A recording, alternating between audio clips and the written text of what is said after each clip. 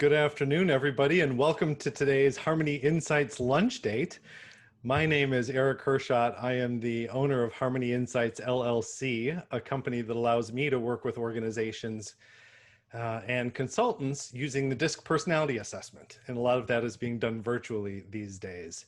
This is less of a lunch date and more of a late afternoon snack date, as I've been calling it. The first that we've done that has not been at 12 noon Central Time, and it's because my guest today, Mark Collard of playmeo, is based in Melbourne, Australia. And so 4 o'clock Central Time, local time, is his 7 a.m. Is that correct, Mark? That is right. And it's 7 a.m. coming to you from the future, Eric. 7 a.m. on Wednesday, the 29th of July. I can tell you it's going to be cold. Good to know. We talked once before, and at the end of the conversation, said, "Mark, how's the next 12 or so hours going to be?" And he filled me in, and they were fantastic. Yep. And the lottery numbers are 6. Our conversation today, why icebreakers don't work and how to fix them. I'm really eager to get into that. But before we do, I want to let people know what they're in for, as I usually do. So this is a lunch date where I get together with people who inspire me. And sort of selfishly, I want to speak with these people in my network so that I can go on and do my best work in the hours that follow during the day. And then I thought, why not bring other people in for this conversation? And so what you're experiencing today is the continuation of that series, which I started, I think sometime in late March or early April, when I was trying to figure out what do we do with our time now that we can't get together in person. They have continued with a brief hiatus over the course of the last few weeks, as my wife and I did a little bit of masked, sanitized road tripping around the United States. Came back safe and sound in Chicago, but I am eager to pick these back up. In the meantime, Mark, so as not to delay your introduction any further, you come to us as the founder of playmeo, based in Melbourne, Australia.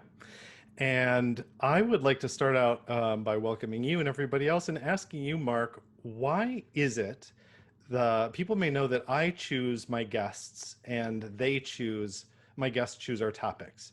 So, Mark, what is it about you that that has inspired you, we'll say, to choose our topic today? Why icebreakers don't work and how to fix them? Mm. I think that everyone in our call today would understand that when the words icebreakers are uttered, it will elicit a number of responses, and most of them, sadly, are negative.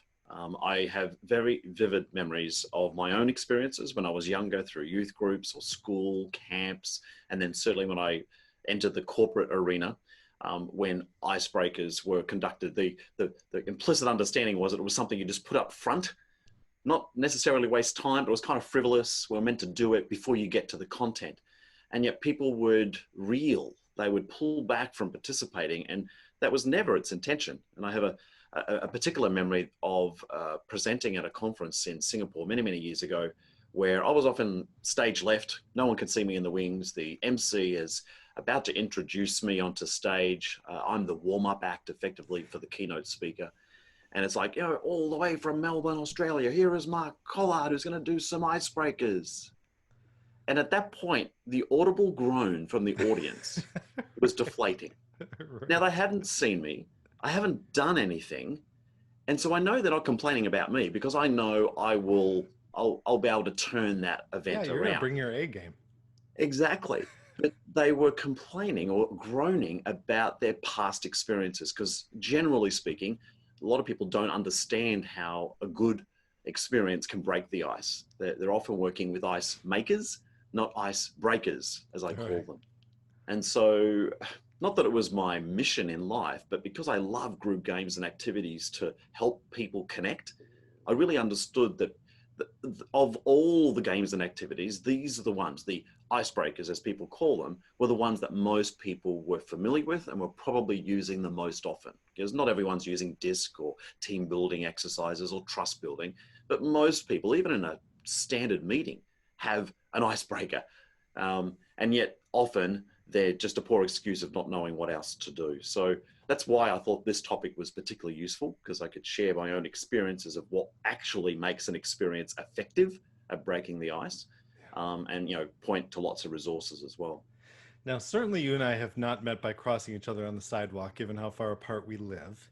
Um, I was introduced to you through a mutual friend, and so I have a sense of your background. But what qualifies you, Mark, for this conversation today? What is it about what you do in your organization that you feel positions you well to lead us through this discussion? First of all, I have a breath, so I'm human. When in doubt, be human. That's what qualifies me, because I understand that when I'm working with other people, we are hardwired to connect. But the problem is that we're all very much concerned about being embarrassed or being threatened in those environments. So that's what pulls us back. And so the magic of an experience that can help break the ice is help pull down some of those barriers for people to participate. So my background, strictly speaking, from a tertiary perspective, is in business. I have a Bachelor of Business in Accounting. I have my MBA from a New York university. That was my first trip to the States. I worked as a management consultant. And then back in the 1990s, the last recession we had here in Australia, I lost my job. And it was at that point I decided that, you know what, I love this stuff that I've been doing with youth groups and camps and playing games and activities. I wonder if there's a career in it. Long story short, I've now been doing this for 30 years, applying the trade of helping people understand the use of group games and activities to help people connect. Because I know, and the science now proves, that the stronger those connections, the more that they can get done. And it's also more enjoyable, it's more satisfying. And so that's my bread and butter. I now share the technology of these group games to help people get stuff done. And now, of course, it's entered into the field of online or virtual audiences. It's exactly the same. The media is different, but the issues are still the same. So whether or not you realize it, you've already touched on one of the magic words here at the Harmony Insights lunch dates, and that's connection. Hey, I can't tell you, Mark, and you'll appreciate this specifically, that as I mentioned earlier, I choose my guests and my guests choose the topics. I have a sense of what they're going to bring, but I don't script it. I don't load the deck. I just say, what would you like to talk about? And almost every single conversation I've had throughout this series has come back in some way to connection. yeah, Meaningful connection is huge with me, a big theme with me, as people who know me will attest. And the fact that you've already used it, I think may surprise people, because I wouldn't necessarily myself put icebreaker activity with meaningful connection yeah. in the same sentence, right? Mm-hmm. And my guess is that there are people who agree with me. First of all, I want to pause just long enough to say I really appreciate people entering the information they have in the chat area. Let us know where you're tuning in from. We have a handful of people from here in Chicago. I'd love to know if we have anyone up early with Mark in Australia. But include in the chat where you're coming from. And if you don't mind, those of you who are joining us, respond to this brief poll that I put together. What is your typical reaction when you learn that an event that you're attending is going to include some sort of icebreaker activity? Here are your choices. I immediately go into fight or flight mode. I'm speaking from experience, that's this guy. Begrudgingly, I play along. It's usually as awkward as I anticipate. Begrudgingly, I play along. I'm often surprised by how enjoyable it ends up being. So now we're getting slightly more optimistic. Or finally, by and large, I enjoy and even welcome icebreakers as a way to get to know fellow attendees. So I'll leave that up a little bit and hope that people participate there. Mark, in your own experience, how do people usually respond to this? They were most of the first two or three, Eric, to be honest. And that's me too, because when I'm the participant of someone else's program, it's like I slap my forehead going, oh my goodness, why is it that we're doing this? So yeah, I think generally speaking, that is where they start from. And so the mastery is about, well, how do I unravel that resistance? And certainly I honor choice. I'm never going to force anybody. That's a critical philosophical framework that I would bring to this work. But it's important that I'm honoring choice, but give them a compelling reason to participate. And that compelling reason, I use this term lightly, my WMD, my weapon of mass destruction, is fun. If it's not fun, people don't want to do it. It's very difficult to engage. And that's just a universal truth in anything, not just whether it's icebreaker or not. If it's not fun, it's hard to participate. And I don't want to belabor this point, but I would include, I do a lot of speaking on professional networking, and I would imagine a lot of people put in, icebreaker activities with professional networking in terms of things that they may least look forward to, right? So our goal Mm-hmm. today is, and we've painted a very clear picture there. I think our goal today is to help people understand how we can move from yikes, fight or flight, or what's the nearest escape route, Yeah. to this may be enjoyable. This could be fruitful if done well. And if I'm in a position to influence how this is being done, maybe I'm the person selecting the icebreaker activity. Mm-hmm. Great. If I'm not, what can I look for? What can I encourage in the organizations that I'm involved with to move us toward a place where people begin to look forward to these, or at least appreciate that they can be enjoyable and fruitful? So let's start with, what are some of the obstacles that you see in the way of us um, perceiving icebreaker activities as enjoyable and fruitful as they probably can be? Well, I think that first obstacle is they're often not fun. Okay. And I use the classic example that I'm sure everyone here today will have been a part of, possibly even led many times, where you've got your standard room, your training room, whatever it is, maybe U-shaped tables. You've got your pitchers of waters and your individually wrapped mints and the paper and the pen. It's all perfectly meticulously set up. And then people are gathering. You never sit right next to someone you don't know because, of course, that would be too threatening. And at some Right. point, the presenter arrives and with gusto says, "Hi, like, hey, I think we're already 5 minutes late. Let's get started. Before we do, we'll just whip around the tables and you can fill in the sentence here. Stand up. Tell us who you are, where you're from, and how bored you are." I mean, really, this is how far we've evolved as a human species. This doesn't work. I'm not saying never use this technique. It's typically not a great experience for breaking the ice. And I'll turn to the ingredients that I believe actually help an experience become effective that point to some of those challenges, I think, Eric. So is that worthwhile going through now for you? Yeah, and let's pause just to say that I'm reading between the lines here, but I think the way you painted this picture initially was that people rarely have the experience of icebreakers being a strategic piece of Yeah. the larger picture, thematically involved and aligned and all of that stuff. So perhaps also what you're saying here is that an obstacle is that it is an afterthought, that it's okay, I have Yeah. the event, i Yep. have the i have the valuable piece of what we're doing, and I have to tack on something to begin with that may or Yep. may not have anything to do with Mm-hmm. Mm-hmm. what's to come. Yeah. And And so you can even read it probably in people's body language. There oh, might even be, I'd imagine, an explicit apology for it. oh Have you yeah. ever experienced that? Oh, absolutely. That's why people are often turning up late. They hope to miss it.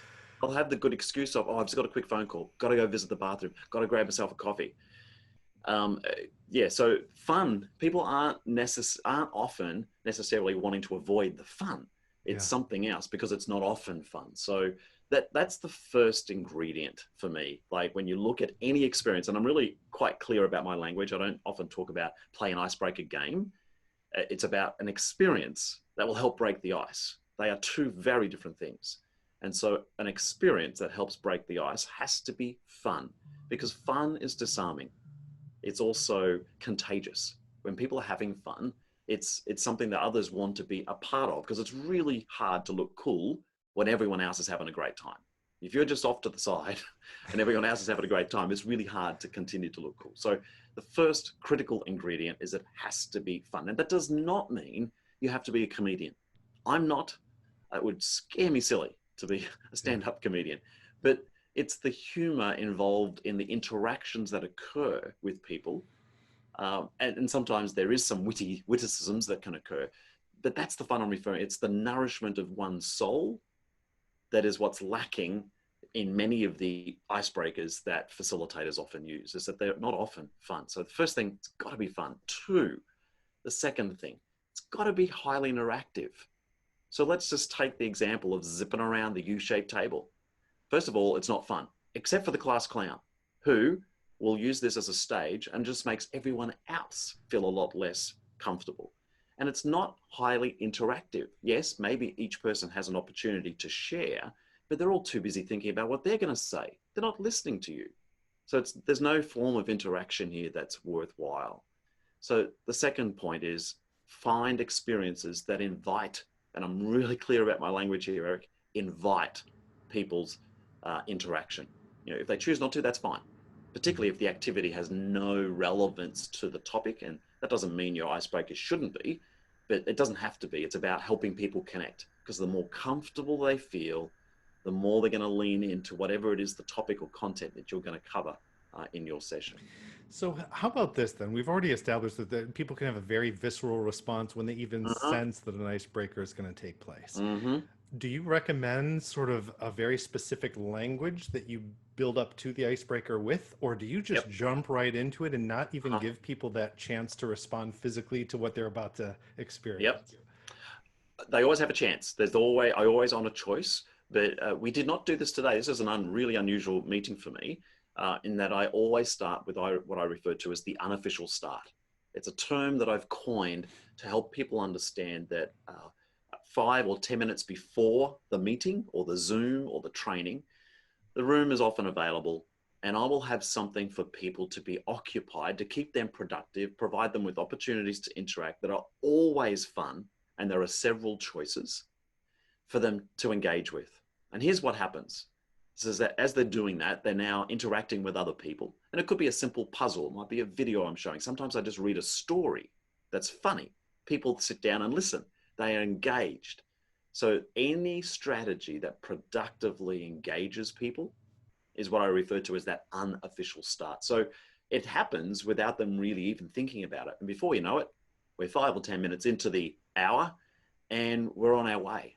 And anyone who turned up at 9 o'clock or at 9:05 or whatever it was, their first thought, even at 5 minutes to the hour, is, have we started? Am I late? No, the answer there is you're here. And I know this because I used to lecture at a university for 7 years. I did 2 subjects over 14 semesters. And I tested this philosophy by starting early every single class with a series of things that were always fun.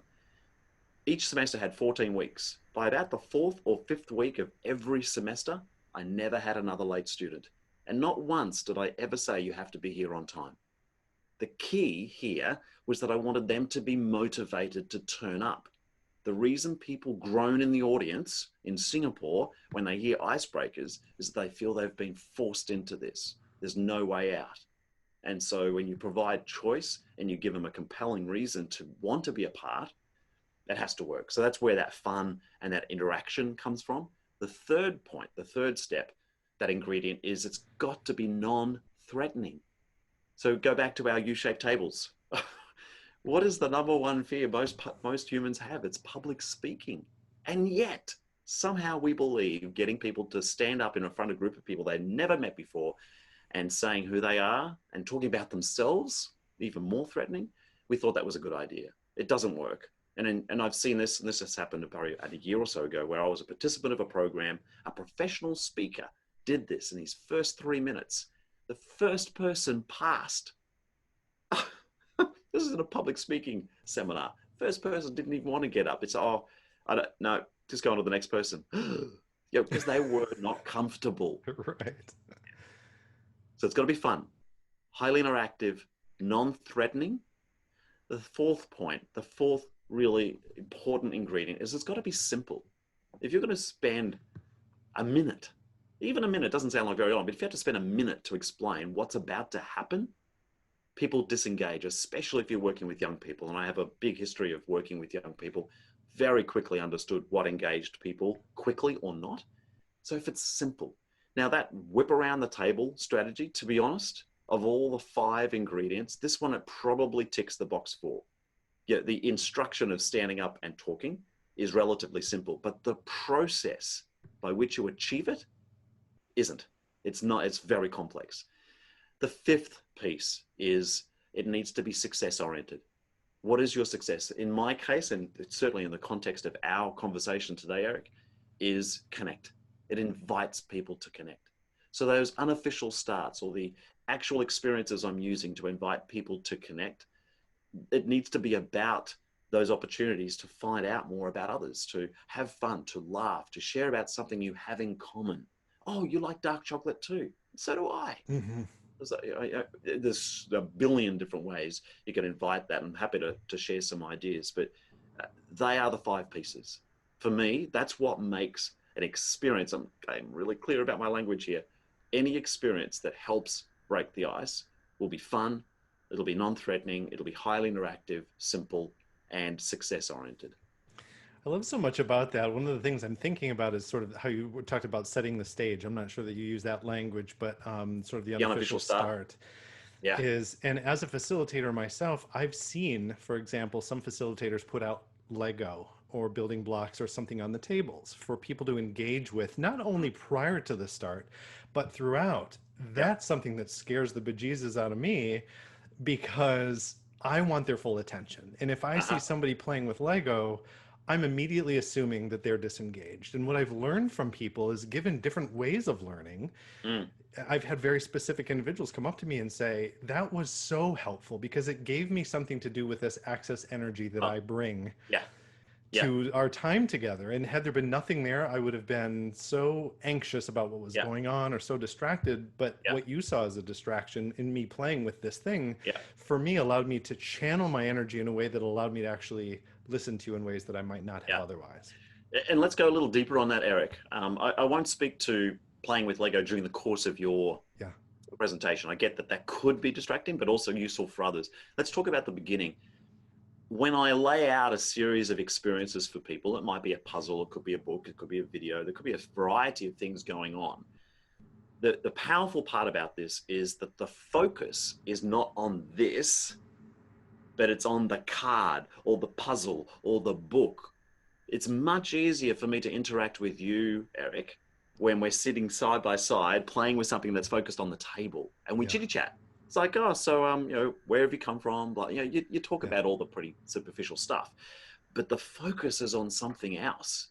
Yeah. Because ordinarily, just like whipping around the table, where's the focus? It's on you. Worse than that, you've been asked to stand up to make it really clear it's you. So when you can do something else, it can help break away some of that ice, which is where it gets its original name from. Well, let's go back to the original poll that I put out there, and this is kind of how it shakes out. 0% of our audience says they go into fight or flight mode, which is actually where I would put myself. So I'm impressed to see that. 9% say that they play along, and it's usually as awkward as they expect. 50% say they play along, and they're surprised by how enjoyable it is. And then we have 41% saying, by and large, I enjoy and even welcome icebreakers. So thanks to those who participated there. Mark, I don't want to spend another minute talking without transitioning into this virtual world that we're in now. Mm, So yeah, it's less easy for me to sit side by side with somebody. yeah, There is much more of the eye to eye hmm, connection. Inviting and engaging participation is challenging in different ways. yeah, I've spoke with people who are on the introverted end of the spectrum, the extroverted end of the spectrum, all of whom struggle in some way remaining engaged in a virtual video conferencing setup. How do yeah, you approach icebreakers in this arena? yeah. It's a great question, Eric. And again, we're all human. We've just been transported through a different media or medium in this case. And I think as a result, I think initially when we were all forced to this place, it's not like Zoom just arrived in April. It's been around forever, this concept of doing stuff online. But I think the challenge initially was that we were trying to tackle the technology. How do we make this work? How can I stand in front of my whiteboard or flip chart or PowerPoint presentation? And we were focused on this little hole. We got sucked into it, to be honest. And as a result, we forgot to bring our humanity. We forgot that the key issue at the beginning always is to help people connect. And so I've been very busy because the presumptive setting for all of my work when I deliver training workshops is that people turn up. Well, I haven't left the home since February. Mhm. No one's paid me to leave my home since February, but I've created a lot of content online. So it would be that same thing. For example, if today we had started at 5 minutes to the top of the hour, as people arrived, we would have things to do. Here's an example. You'd be familiar with cryptic puzzles. I call them wordles. So I'd put a series of them on the screen. I'd be talking over the top. Hey, welcome. We're going to be starting in a few minutes, but you open up your chat room, blah, blah, blah. And if you can try and solve these, check for the mysterious clues on the right-hand side. And within the next 5 to 6 minutes, all of them have been solved. People were engaged. They connected with one another because you notice that other people were having the same thoughts as you, and so on and so on. And that's just one of millions of different ways that through the chat or the video or the audio, you've got opportunities to invite people to connect.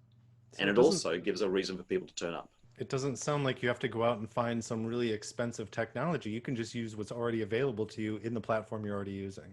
Oh, absolutely. Yeah. And I've frequently used just the audio where I've got a small group. So you don't have, everyone talking on top of each other. That is one of the limitations presently with this video format is that in a room, all 30 of you could be talking at the same time and you can kind of get it, but you can't do that presently with the one channel communication. I think that'll change in time. You can use the chat. You can use the video, as I've already said. And there's other things that come up, like you've just used the poll. But if you didn't use the poll, you could actually have answered the question using the chat room. Yeah. Answer 1, 2, 3, or 4. Which of these 4 choices is yours? And you kind of, it's about an average of 3.4 Yeah. type thing. I will mention just my own testimonial, I suppose, for Zoom, because it's the platform I use most often. Even the Mm, free version allows you to use the breakout rooms. yeah. And one of my favorite ways to start any workshop or session that I have is to have people pair up and, not knowing each other in advance, come up with 2 to 3 things they have in common. Yep. So you don't have to say, well, this is who I work, who I work for, and what I do, and some of the usual banter. But it's well, how many siblings do you have, and where did you grow up, and do you Yep. like cooking? Hmm. And it's really amazing to me how quickly that inspires participation and Oh, engagement, and just this absolutely. sense that whatever we're doing next is going to Yeah. be enjoyable. Yeah. Yeah. Absolutely. That those we know that that works, and we still need to bring it to the online world because we've fallen to the trap of getting caught up in the technology, believing it was all about the content, and it's not.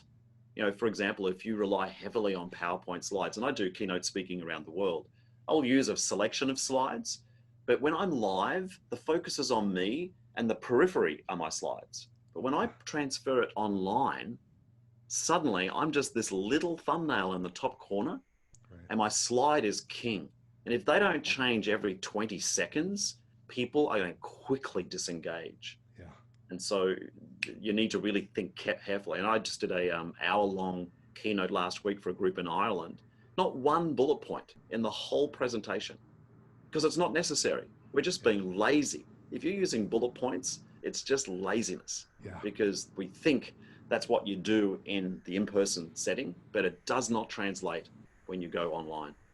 Well, Mark, we have blown through our 30 minutes. I mean, it comes and goes so quickly, but I really want to kind of wrap this up, and I know people have to get about their afternoon, or in your Mm, case, your morning, your day.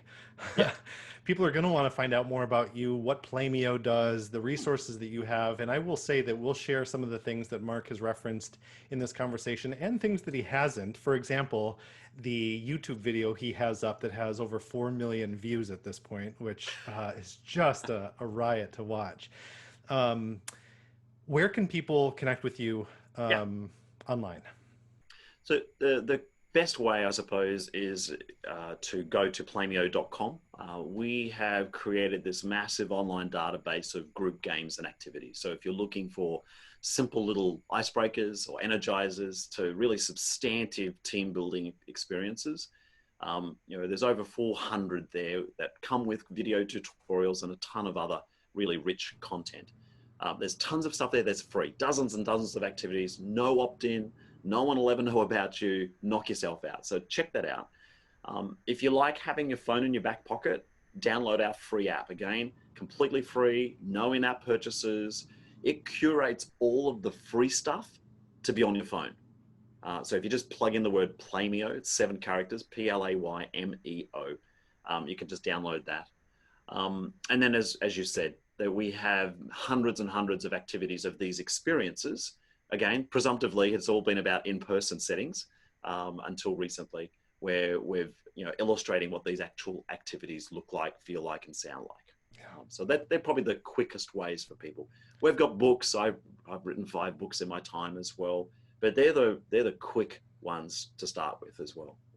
I would have honestly spent this entire conversation focused solely on the virtual environment, but I've learned recently that one of the conferences that I am set to speak at in Florida as it turns out, is still on. So there are organizations and associations and companies that are bringing people together face to face. So I didn't want Wow. to exclude that entirely from the conversation, but my guess is a lot of people are focusing on their virtual interactions these days. Yeah, wow. Interesting. Well, we're still in lockdown here in Melbourne.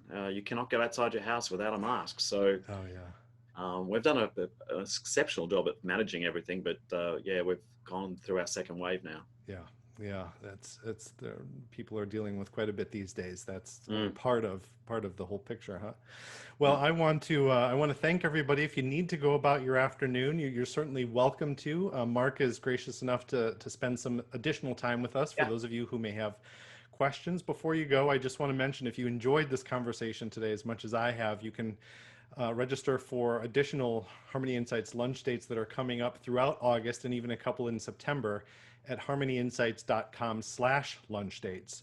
For example, this Thursday, we are going to have a conversation entitled The Pan-African View on Diversity, Equity, and Inclusion with a woman who lives in Johannesburg, South Africa.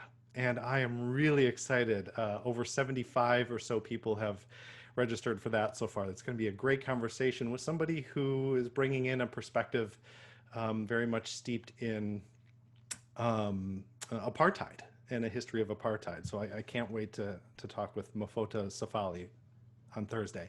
Next Tuesday, with Elena Valentine of Skill Scout, we're gonna talk about from HR pro to human storyteller. So Skill Scout is all about storytelling, and Elena is going to spend some time with us talking about how human resources pros in particular, but others as well, can embrace their inner storyteller.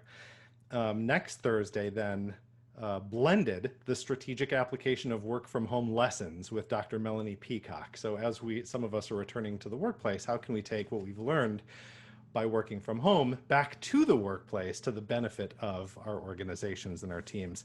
Plus, more to come with Enrique Rubio, the founder of Hacking HR, Wendy Daly, one of the hosts of the HR Social Hour Half Hour podcast, and the list goes on. So many fantastic guests and fantastic topics that they are bringing to the Harmony Insights lunch dates. And that is all found at harmonyinsights.com/lunch dates. We will continue our conversation now, but Mark, let me just say once again that I really appreciate you getting up extra early this morning to spend your time with us today.